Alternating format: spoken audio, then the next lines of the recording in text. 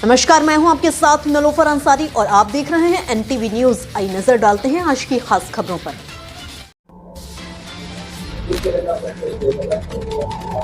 अयोध्या लघु उद्योग राज्य मंत्री वैश्य नटवर गोयल अयोध्या पहुंचे। उन्होंने राम मंदिर ट्रस्ट के दिवंगत सदस्य विमलेंद्र मोहन मिश्र को श्रद्धांजलि अर्पित की।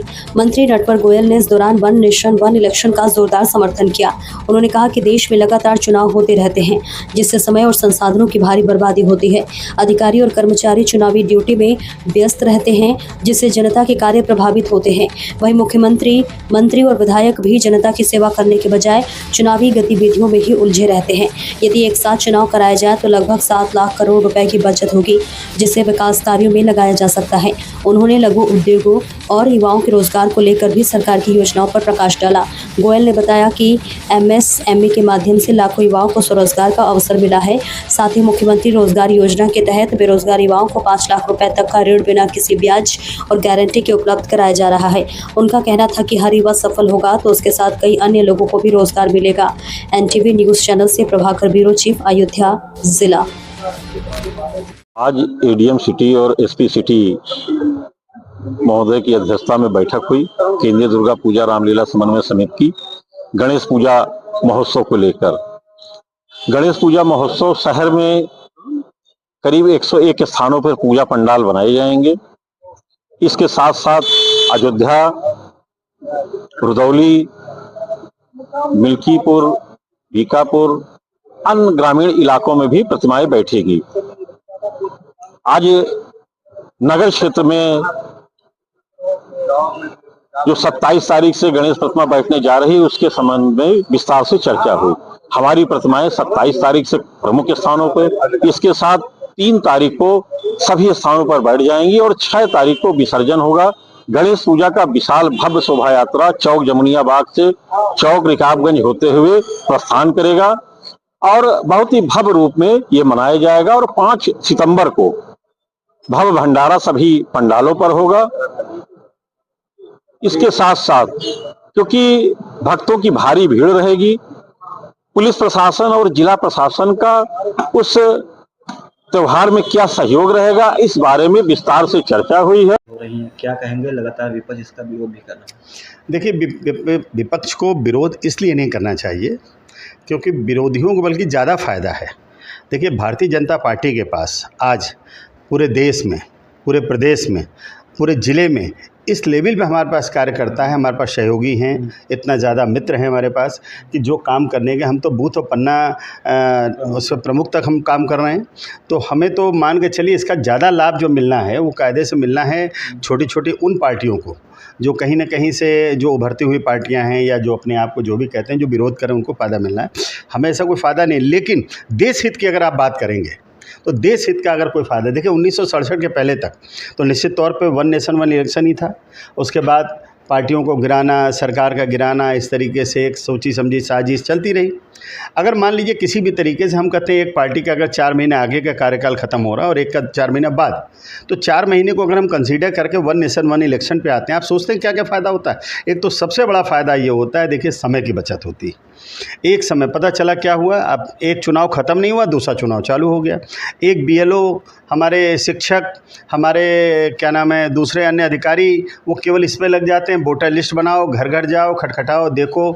दूसरा फिर उस पर आरोप लगना, आरोप प्रत्यारोप। उसके बाद क्या होता है कि हम लोग बैठ के अभी ये इलेक्शन ख़त्म नहीं है तब तक दूसरे इलेक्शन पर लग जाते हैं हम लोग। सरकार में जो माननीय मुख्यमंत्री हैं, माननीय मंत्री हैं, माननीय विधायक हैं, सांसद हैं, इन लोगों के पास क्या काम है कि ले दे करके फिर अभी एक इलेक्शन जीत के आए, दूसरे इलेक्शन की तैयारी चालू कर देते हैं।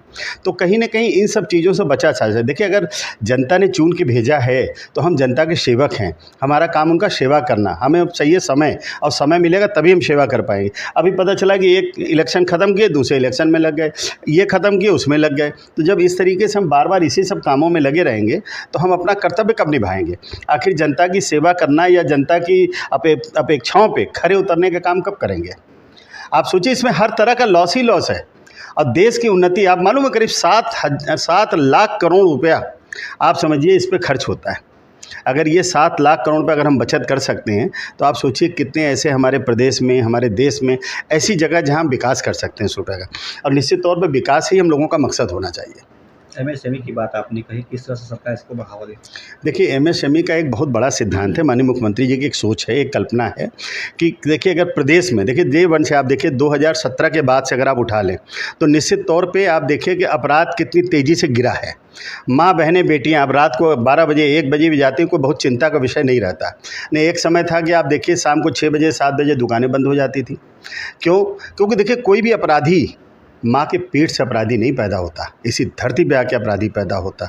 अपनी आवश्यकताओं के अनुसार आप अपने कहीं ना कहीं व्यापार नहीं है, रोजगार नहीं है, उसके साथ कहीं ना कहीं पलायन है, तो इन सब चीज़ों को लेकर के वो कहीं ना कहीं अपराधी बन जाता है। और जब अपराधी बन जाता है तो कोई ना कोई अपराध का रास्ता ढूंढ लेता है। तो निश्चित तौर पे माननीय मुख्यमंत्री जी की जो सोच है, कल्पना जो बनी, वो ये बनी कि ज़्यादा से ज़्यादा लोगों को कैसे रोज़गार दिया जा सके। और ज़्यादा से ज़्यादा रोज़गार जब मिलेगा, हर हाथों को काम मिलेगा, तो जब हर हाथों को काम मिलेगा तो अपराध का अपने आप नीचे से गिरावट होती है, इतनी ज़बरदस्त गिरावट होती है। अच्छा, एक बात बताइए, एक व्यक्ति अच्छा खासा किसी लफंगे की तरह घूम रहा है, अगर उसको मान लीजिए कोई ऐसा व्यापार हो जाए जिसमें 500, 1000, 2000 रुपये पर डे कमाने लग जाए, तो आपको क्या लगता है अपराध करेगा? कभी नहीं करेगा। परिवार के साथ रहेगा, एक अच्छा नागरिक बन के रहेगा और प्रदेश के विकास में हाथ बटाएगा। और जहाँ तक एमएसएमई के माध्यम से अभी देखिए माननीय मुख्यमंत्री जी रोज़गार योजना में हम लोग 5 लाख रुपए तक छोटे छोटे रोजगारी को, छोटे छोटे नौजवानों को, युवाओं को काम देने के लिए 5 लाख रुपए तक बगैर ब्याज के और बगैर गारंटी के, सरकार गारंटी ले रही है उत्तर प्रदेश सरकार, और बगैर गारंटी के हम उनको रुपए दे रहे हैं, सिर्फ इसलिए कि आप ज़्यादा से ज़्यादा लोगों को, हम हाथों को काम दे सकें। क्योंकि देखिए बात और अगर आप कोई भी व्यवसायी अगर व्यवसाय करने निकला तो उसके साथ 3-4 लोगों को और भी रोज़गार मिलता है। हाथ बटाने वाले को, दुकान में सामान लगाने वाले को, सामान पहुँचाने वाले को, कई लोगों को रोज़गार मिल जाता है। तो जब लोगों को रोज़गार मिलेगा तो मकसद क्या है? प्रदेश को विकास की तरफ लेके जाना है, तो निश्चित तौर पर हर हाथों को काम देना है। इसके लिए मान के चलिए कि माननीय मुख्यमंत्री जी का हम सभी प्रदेशवासियों को बहुत ऋणी होना है कि उनकी एक सोच, एक कल्पना। आप सोचिए, मुख्यमंत्री हमारे हैं, एक अपने आप में बहुत बड़े ब्रांड है, इन्हें कोई ब्रांड की आवश्यकता नहीं। एक साधु हैं, एक संत हैं, एक महात्मा हैं, और ऐसा महात्मा जिसका निजी कोई स्वार्थ नहीं है, न उनके कोई कपड़े पे खर्चा है, न कोई खाने पे खर्चा है। एक योगी हैं, एक संत हैं। मंत्री जी, लघु